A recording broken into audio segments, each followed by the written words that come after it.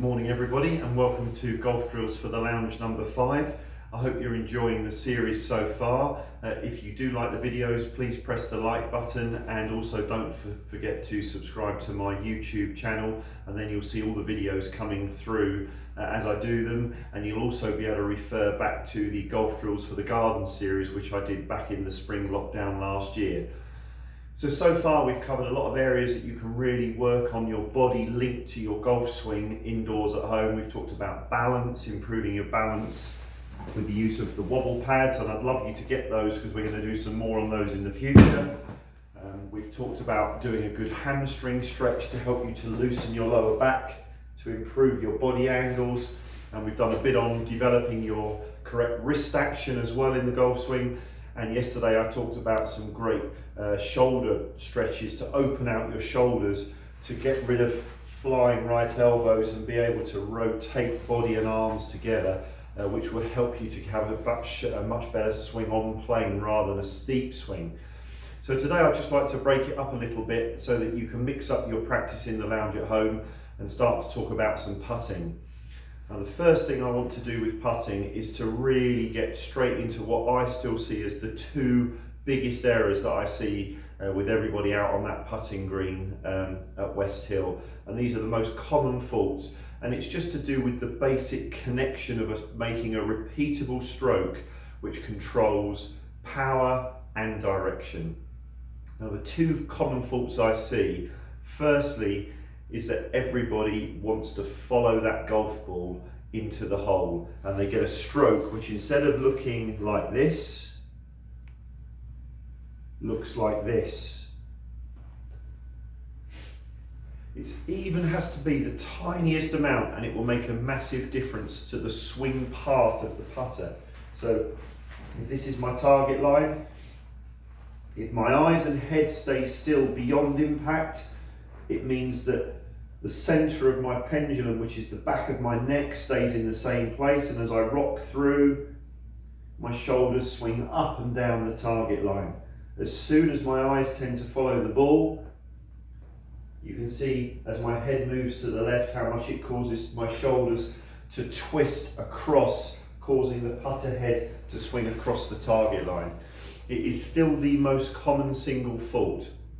So actually, two of the exercises that we've already done in the last few sessions will help with this, because the better our posture and balance, the more room there is for our shoulders to swing freely without us having to feel the need to move our head to complete the stroke.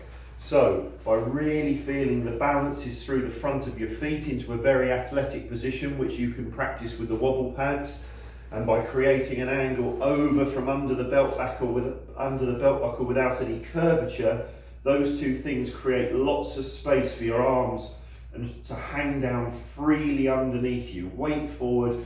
Tiger Woods has fantastic putting posture, just the same as his normal golf swing, and this gives you room for your shoulders to swing back and through, keeping your head very, very still, nice and relaxed in the neck and shoulders. And you can imagine that the centre of your neck, at the back of your neck, is the centre of the pendulum, so that your shoulders can really rock up and down like this. And that will give you a stretch, believe it or not, down the right side of your back here. So when you swing through, if you hold the finish there, you should definitely feel a stretch down here. If you've twisted with the putt, you won't feel that stretch down the right lower side of your back. So work on that posture first. The second problem I see as the most common problem is that people lose the connection between the club head, arms and shoulders. That triangle which you form breaks down through the hitting area, and that can cause two things: a surge of power because the wrists are hitting, which makes it a more uncontrollable source of power, and it could also cause the putter face again to twist faster through impact, making it harder to consistently hit straight putts. So a drill I absolutely love, which I've done for years, and it absolutely helps to keep the triangle, is to, once you've set your normal putting position, whether it's left hand below right or the standard way round here, is to just take your right hand off the grip, put it onto the inside of your left forearm, and now you're still going to swing back and through from the center of your neck, feeling your shoulders, your elbows, your hands, your putter head swinging back and through together. But because the right hand isn't on there and can't hit, you'll just feel a little bit more firmness in the left hand, and you'll feel that as the shoulders rock through, you'll also feel the back of the left hand pulling through towards the target. And if you swing through and hold the finish for at least 3 seconds, if you do this in front of a mirror, you can clearly see at the end of the stroke here that the putter shaft has not overtaken the left arm or the back of the left hand like this. And the feeling that you start to get is that you're not hitting the ball, you're swinging through the ball. So you just literally feel it's a putting stroke from the end of the backswing to the end of the follow through that goes through the ball. Watch this, and then once you start to do it in practice swings and get the feel of it in practice swings, you can start to do it on the putt. Here, look, now watch how this goes through the ball, okay? This is a great drill to do. Do 5 or 10 of those, then put the hands back on as normal. Go through the posture routine where you feel the weight through the front of your feet, bend over from under the belt buckle, really feeling that lovely straight back. That creates all the room for your shoulders to swing freely from the center of your neck.